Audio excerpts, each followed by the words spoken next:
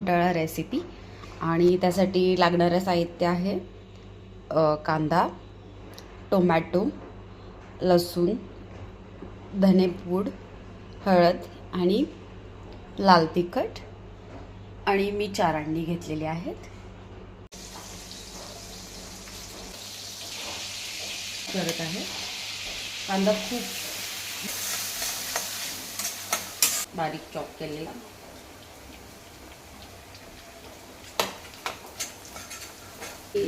Tomato टाकत आहे. Tomato सुद्धा खूप छान असा भाजून घेणार. 1 चमचा घेतलेली लाल तिखट हे एकत्र टाकलेले आहे. हे किसलेलं अंड आहे ते टाकत आहे आणि ऍड करेल. थोडं पाणी मिक्स करत आहे.